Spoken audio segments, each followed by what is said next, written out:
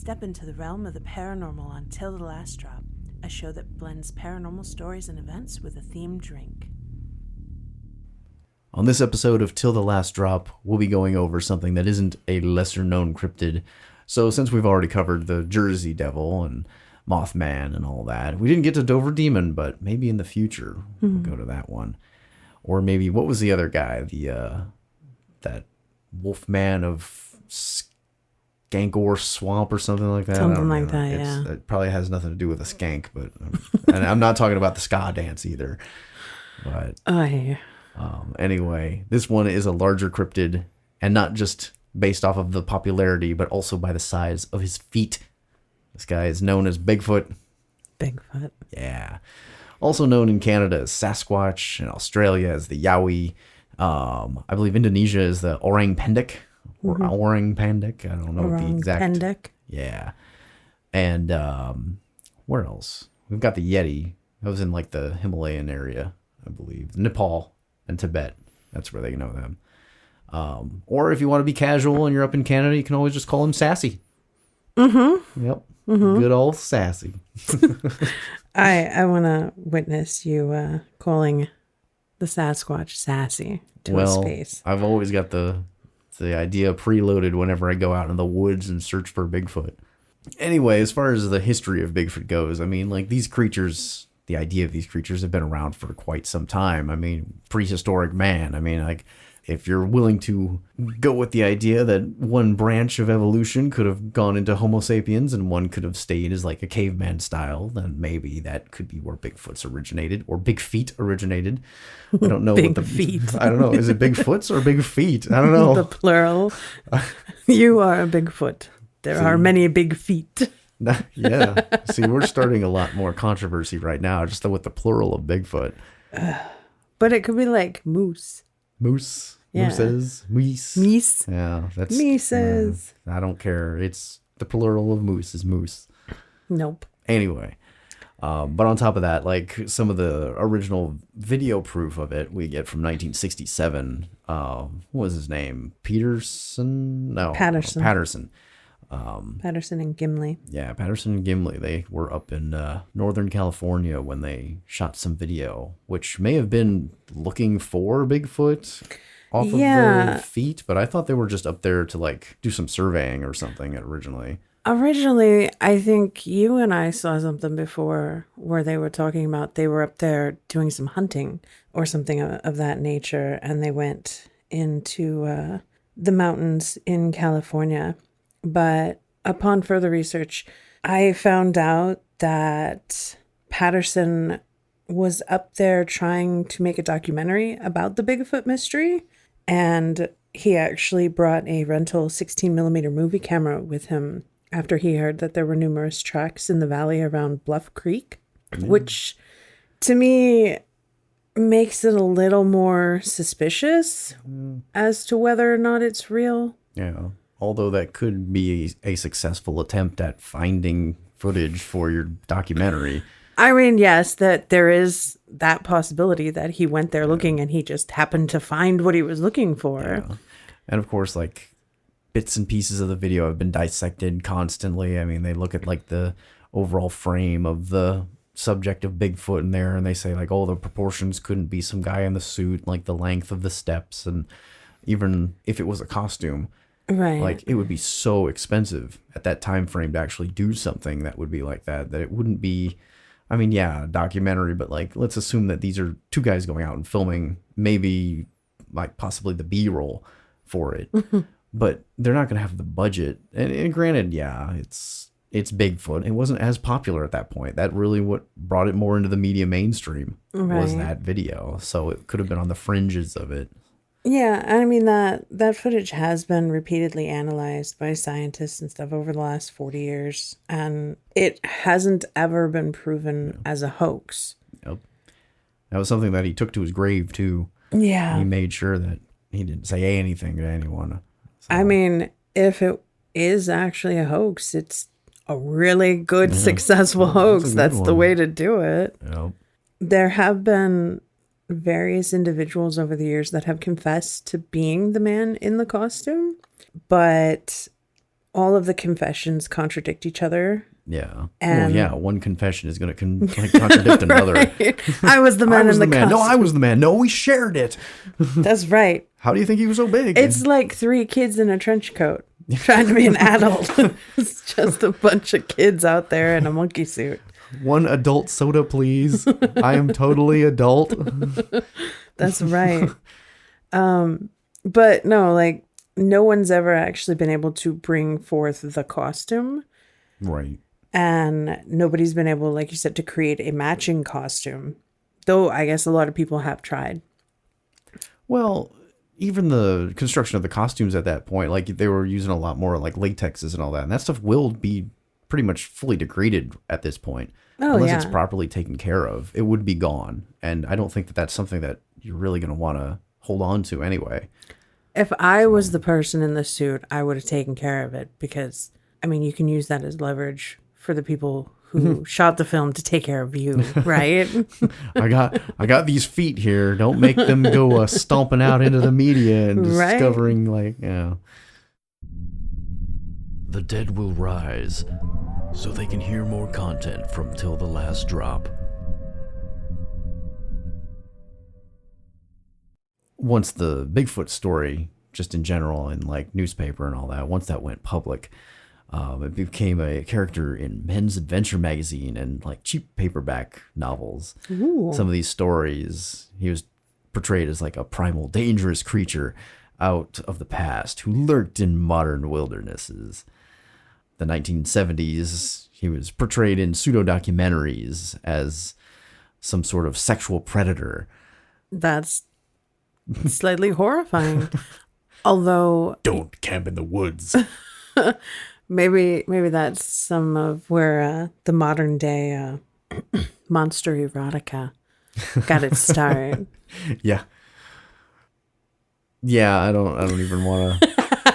I might touch back on that one later on, but like, what was it saying? Like the some of the erotic stories that were written, like titles such as "Moan for Bigfoot," and the other one was like "The Horny Werewolf" or something like Yeah. that. It's like, yeah, okay. Well, we already know that like octopuses have found their way into it, I guess. Octopi. Octopi, yeah, but that's more on the Japanese coast. Yeah. So. Yeah. The Kraken. Yeah. I don't know if the Kraken's involved in that, but that is an example of like giant squid being found as a Bigfoot being found. I mean, we just need more time to look for it, maybe. To find Bigfoot? Yeah. Well, yeah, I mean, like, because the Kraken, it was thought to be some mythical beast and all that, and then they find giant squid. Right. And the stories of the Kraken were originally based on the giant squid. Yeah. It's just people, out at sea see something that they're not familiar with, and larger than life, they're scared, and so the stories get exaggerated, and that could very well be what is happening with Bigfoot. Yeah. On top of that, like, take the coelacanth, for example. That one was thought to be extinct like 60-something million years ago. Those things are so cool. And it was found in like 1923, I think it was, by the guy. So I was like, oh, hey, it's off of the tip of South Africa. I was like, here's this fish that we thought was never like going to show up again. And there it is. So, I mean, maybe Bigfoot's just underwater. Maybe he's just snorkeling for a really long time.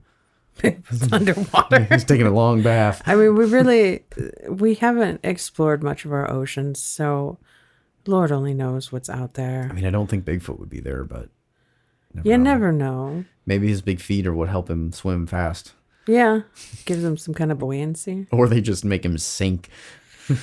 Yeah. And he's walking along the bottom of the I think seafloor. you started raising an interesting idea earlier, and that is the idea that it could be a split off of, our ancestry as humans, like our evolutional ancestry, Yeah. where because they have found evidence that multiple different variations of sapien, like human, ancestors existed at the same time, like Homo sapiens and the caveman, Yeah. the Neanderthal, did coexist. And so I don't think that it's incredibly far-fetched to think that either the Neanderthal or another offshoot also existed or continued to exist and evolved like we did.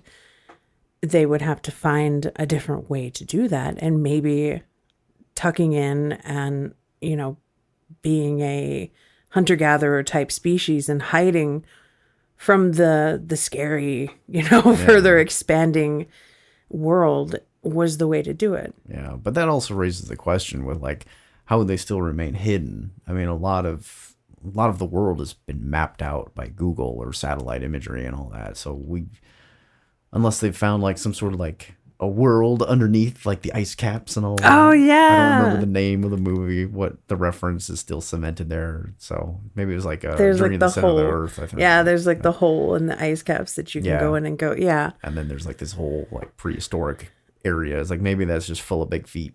And then they come out and Big feet and the dinosaurs. Yeah, or they could be cave dwelling too. I mean, how do we not?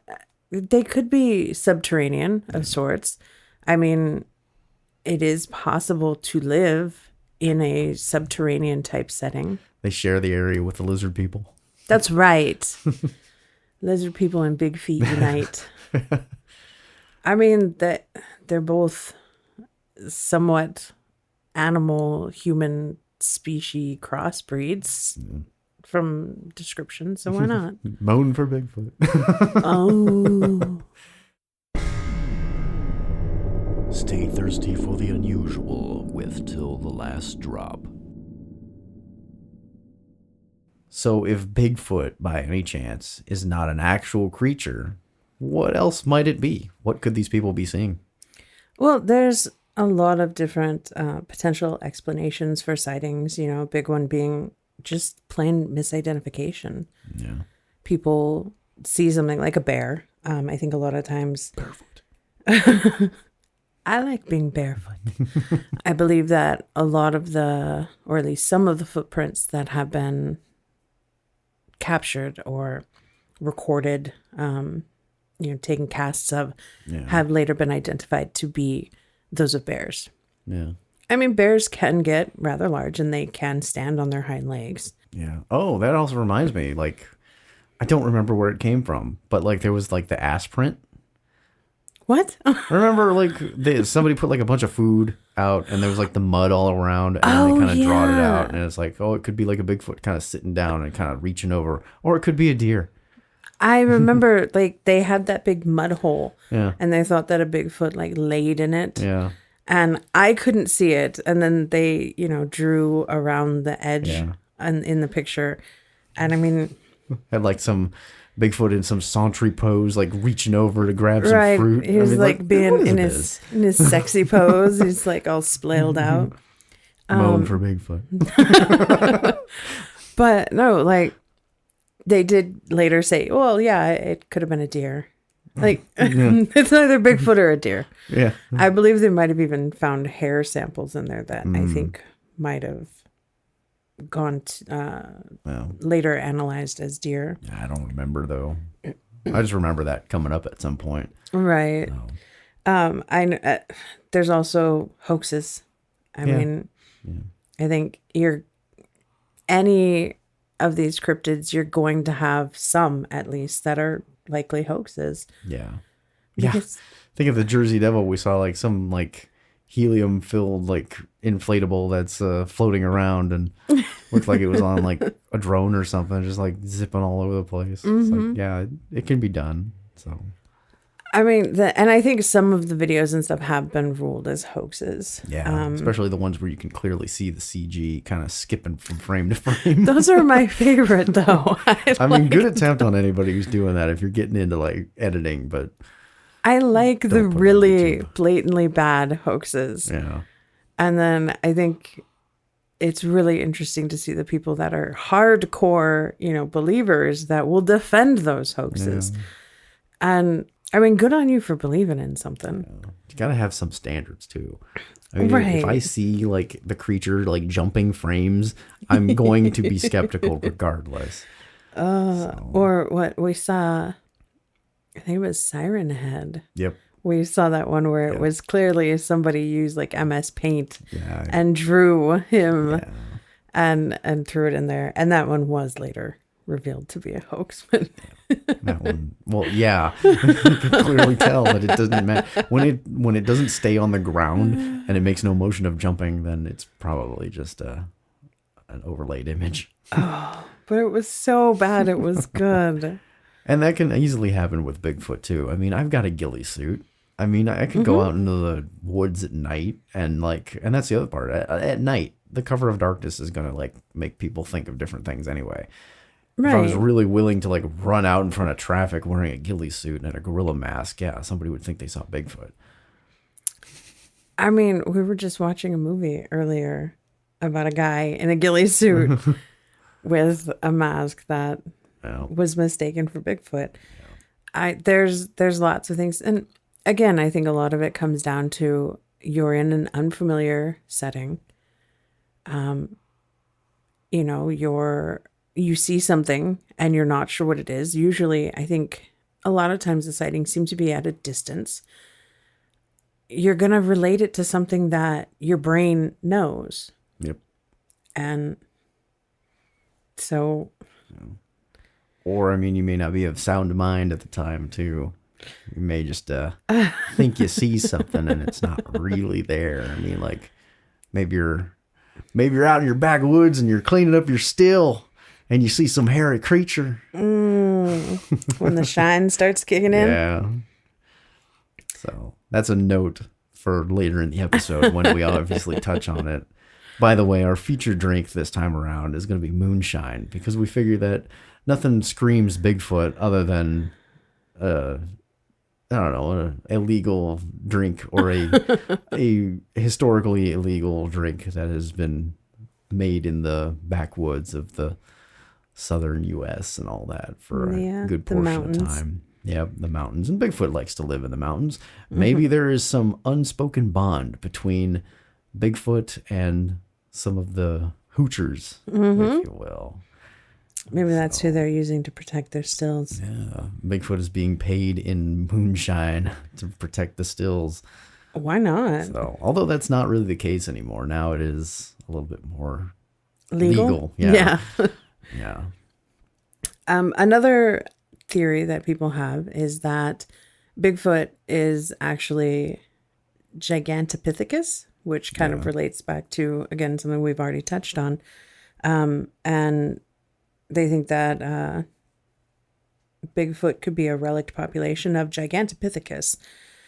And even though all Gigantopithecus fossils were found in Asia, many species of animals did migrate across the Bering Land Bridge, and it's been suggested that maybe Gigantopithecus also did so. Yeah.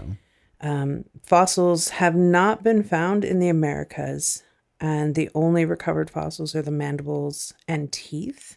So they're not 100% sure, but I mean, it's been discovered that, you know, mammoths and things like that were in areas that they previously thought.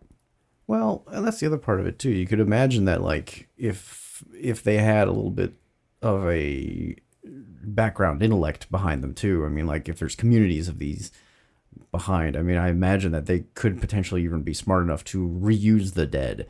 Not so much as like, oh, we got to bury our dead or anything like that, but like, oh, your bones can be used as a club, or like they can be used as spear points or whatever, however they would have done their hunting. I mean, maybe that's why there's so little evidence, because they've been repurposed.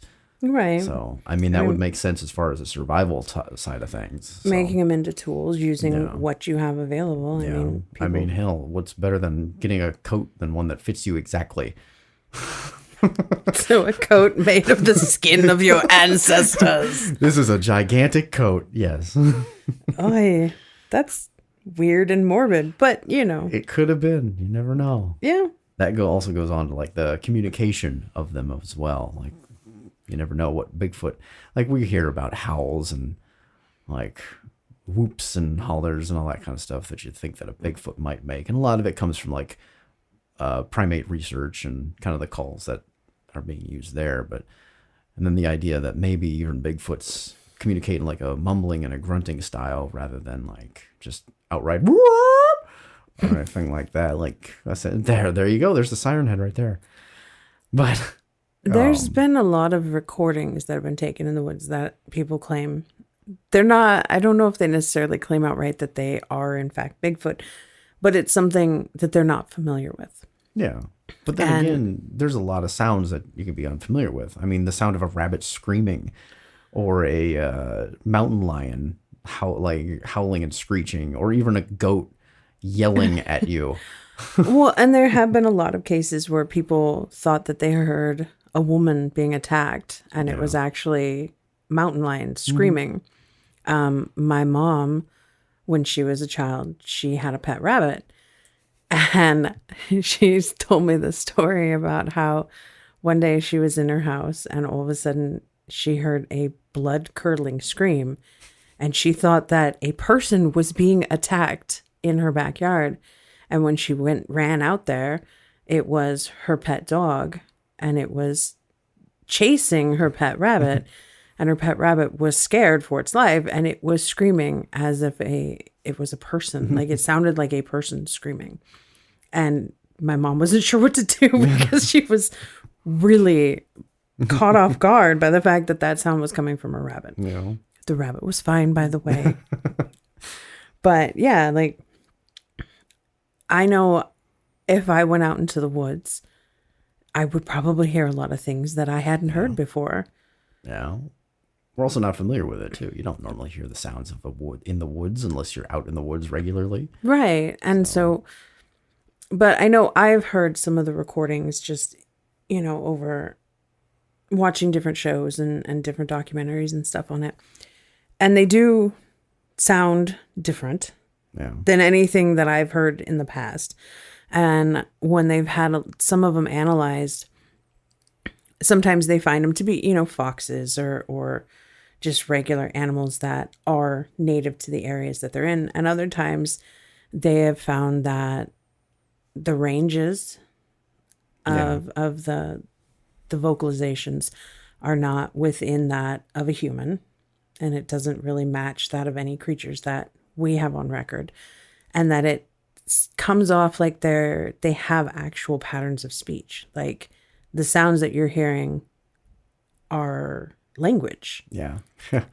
It turns out like they're really old creatures and they speak in Latin. And that's why we just don't understand them, because we don't really know Latin. We don't even know the accent for people who speak Latin. Right. So maybe it is Latin. Latin. Eddie Izzard's like interpretation of like Latin. Where are the Romans? It was like, that's like the accent they could have had or something. Mm-hmm. It's either that or we're just going to go out in the woods one day and then we're going to hear out of nowhere, Clatu Barana Nicto. Although I don't think that's Latin. No. There's going to be a Bigfoot summoning, like the Harmony of Darkness out there. No, not the Bigfoot will be summoning, not summoning Bigfoot. But maybe he's summoning more Bigfoots. You never know. That's how they cross the dimensional plane. They need one as like a scout, and then if the area is clear, he sets up the ritual site and then summons the others to gather more supplies. And then they're they just exit coming the gate. between the veil. Yeah. Somehow Bigfoot has become some dimensional traversing like nomad. He's a Lovecraftian creature. Well, maybe. Who knows? Maybe H.P. Lovecraft was onto something. I think H.P. Lovecraft was onto a lot of things. I don't think, or on a lot of things. That's not what I said, but I knew you were going to take it. But then again, that way. Bigfoot doesn't have a lot of tentacles, so I think we're okay. True. And his name is just Bigfoot, and Sasquatch is not it's not like Big Fakalundusha or something. I don't know. It's like half a dozen consonants, maybe one vowel if you're lucky, and maybe like 20 different apostrophes. There's a lot of people naming their kids those names these days. Yeah.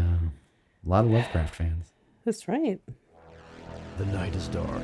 The spirits are restless. They demand to be poured until the last drop. So, what is our drink of the evening, Andrew?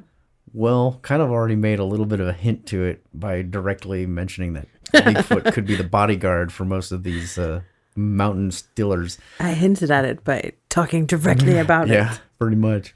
In this case, we've got some moonshine because although we could have done like some sort of alien on the moon, beaming light to us in some sort of radio signals to, moon and shine. In the case of using Bigfoot, sounded a little bit better. I think it's more appropriate for Yeah. Bigfoot. Mountain, woods, Bigfoot, they all kind of go together. Right. And this is also something that was very hidden as well when it was starting up in Prohibition as well. Because, it's illegal to make moonshine. It's illegal to move it around and all that. And Bigfoot is also something that you wouldn't see normally. So you wouldn't see these shiners out making their quantities. And so in this case, we went with just a sampler pack because we've noticed that the Old Smoky brand has plenty to choose from. So they do. In this case, it was a 6-pack that came with 2 of their White Lightning styles. Flavor?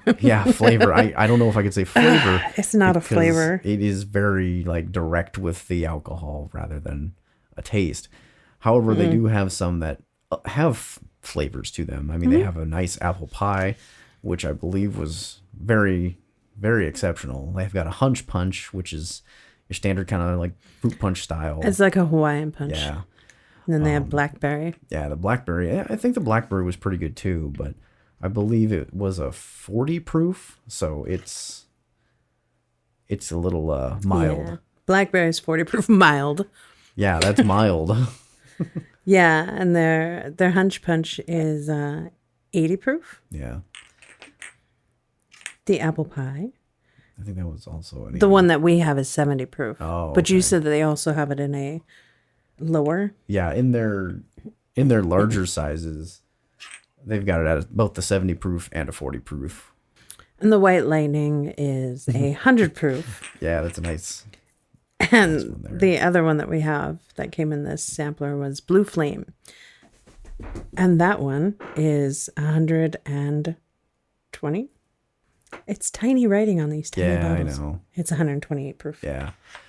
They also go a little bit higher too. They have a 153 proof as well. But at that point, I feel that you're just losing any kind of flavor at all. But then again, I didn't even think that, I personally didn't think that the White Lightning or the Blue Flame had any flavor. Yeah. Other than I'm searing and sterilizing all of my internals with this. Yeah. So I can't imagine higher than that. I know. In general, I don't usually like to go above 120 proof on a lot of things because you end up losing the flavor and you're just getting all alcohol burn, and it's not really enjoyable at that point.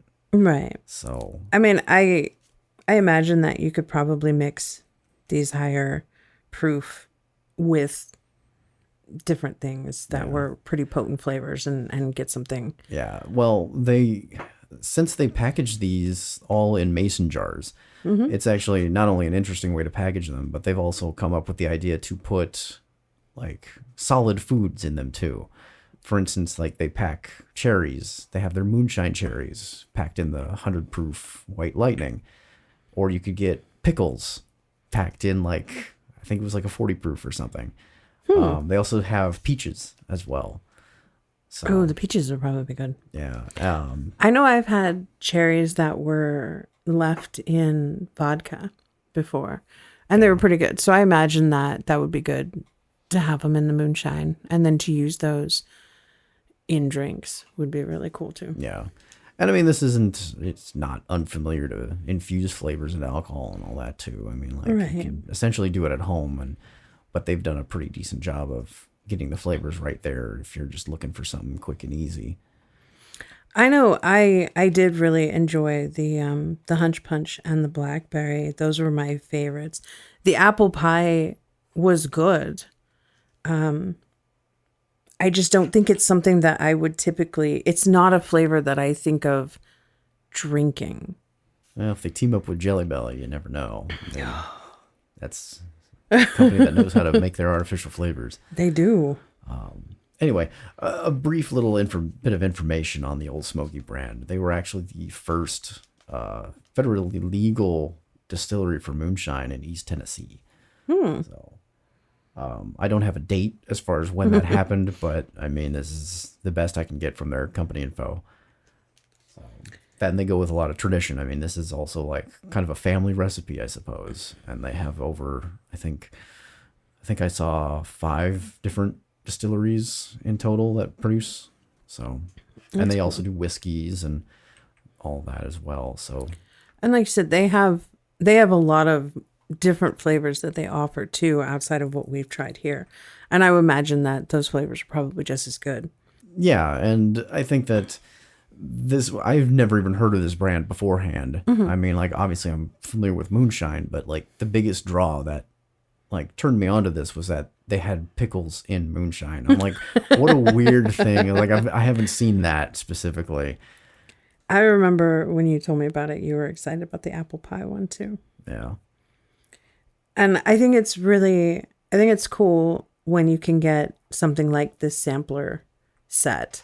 Yeah, I mean, this one was offered through an external site, but you can probably find these in most like distributors as well.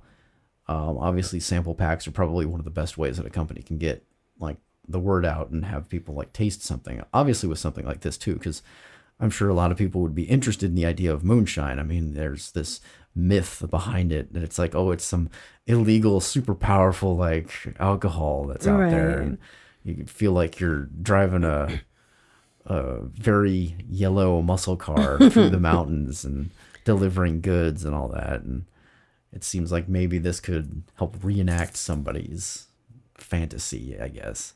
I mean, I think most people like Bigfoot. Most people have probably at least heard of moonshine. Oh, yeah.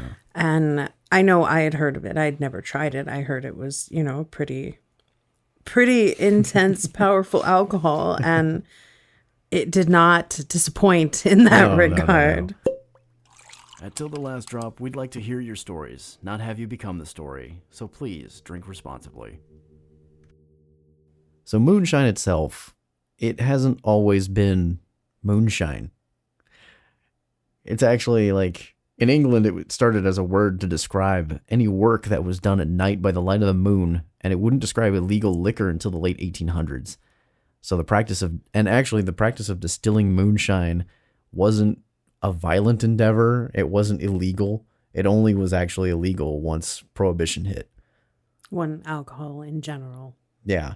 But on top of that, it wasn't so much that it was illegal. It was more difficult to sell it, mainly because of that was the taxes and all that. So you could produce it for yourself. You could trade it between, but the second that you started to actually sell it for profit, that's when it became really difficult for government side of things. Gotcha. It became a little bit more popular, mainly because immigration. In the years just before the revolution, a mass influx of Scotch-Irish migrants moved from the northern Irish countries to the English colonies in North America. They weren't the only immigrants, since Germans were making their way over in large numbers as well, but there was obviously a very big difference between the groups. Yeah. About the migrants at the time, they were saying when the English would arrive in the New World, the first thing they would do would build a church, the Germans would build a barn, and the Scotch-Irish would build a whiskey still. So, I mean, I guess that's one way of defining kind of the people that were coming over at the time. But Right. then again, we all know that there was a big difference between like the Irish and Scotch and the English at the time. Right. I mean, hundreds of years of, let's say, disagreements. Disagreements. Yeah, of disagreements. This is Till the Last Drop, and you're listening to this next section on our tab. So to kind of wrap it up, we went a bit over Bigfoot. Obviously, he has big feet. Maybe more than one Bigfoot could be called a big feet. I think they're big feet. Big feet. Attacked by a herd of big feet. Uh-huh. Yeah, that sounds right. A herd, or would it be like a mob? A mob of big feet? I don't know. I don't know. I don't know how you would classify like a grouping A of gang. Bigfoot. A gang of big It would be feet. a gang of Yeah, big feet. a Bigfoot gang. Yeah, I like that. They'd be coming out like the Sharks and the Jets, you know? Yeah, some of them are wearing blazers and They got the pompadour, the Yeah. slicked back hair, and yeah. they're dancing. Yeah, now I'm thinking of like they could have regional differences. So like instead of like a Yeti, it'd be like just wearing a different style of gang attire for different countries. We could even have like a Yakuza themed for Japan, because it seems like we see like the overemphasized pompadours in like various animes and all that, like to a comical sense. Yeah. Like the gang boss has always got a massive pompadour to, I don't know, Jealous express of his. their pompadour skills. Yeah, it's to like express his dominance. He uses it as a tool to beat his subordinates over the head with his oversized pompadour. All right. That's an image I didn't Someone need. will get that reference. I do too. I just didn't want to. But anyway, as part of this wrap up, I mean, that was completely off topic, but I like it. But yeah, we did go over a little bit of the different origins of Bigfoot or a massive humanoid creature in different countries. Yeah, the different variations. Yeah, and even potentially where he could have come from or what he might be doing, and maybe even how they kind of hide or something too. Right. We talked about some of the different potential explanations for all the sightings. Yeah. Or the, like you were saying, the potential origin of it possibly being a ancestor or an evolution, I guess not an ancestor, an evolution from Gigantopithecus. Yeah. Or even Gigantopithecus itself in some way. And of course, and thinking about it, we may end up touching back on Bigfoot later on, but I'm not sure. Maybe Bigfoot in pop culture, we might be able to do a little bit more later. I think that might be interesting because there is a lot on Bigfoot everywhere. Yeah. So, yeah. He's got a big cult following, I think. Yeah. And then we kind of went into a drink that seems very Bigfoot appropriate. Thinking about like in the wilderness and the mountains and the woods and all that kind of stuff. I can think of two things that you might end up seeing. I mean, you may see Bigfoot and you may see somebody making alcohol. Although now it's a little bit more toned down and you can actually legally produce it. Right. But with moonshine being so well known for maybe some crazy moonshiner out in the woods, just like got a still set up and you have no idea. Maybe he's going to run at you with like a shotgun or something and you never know.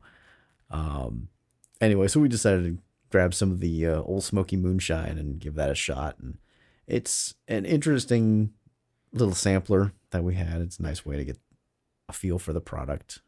I can see how some of the flavors could be interesting, but honestly, like it's not really my style of drinking either. I mean, I'm either going to want to taste what the alcohol has to offer directly, or if it's going to be mixed with something, I'd rather it be mixed with the ingredients at the time rather than like a pre-flavored kind of alcohol. Right. But that's purely personal preference.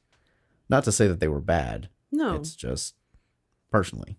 Right. It's its own thing. Yeah. So, of course, obviously, I would recommend anybody to try it if you have the opportunity to. Of course, they have their pickles and peaches and cherries and all of that. I still think the peaches would be good. Yeah. Yeah. So, that should be all for this episode. Yep. Hopefully, you guys will stick around, listen to some more, and thank you for staying until the last drop. Yep. And thank you for being patient with us. Thank you for listening till the last drop. For more paranormal experiences served up with a themed drink, check us out wherever you listen to podcasts.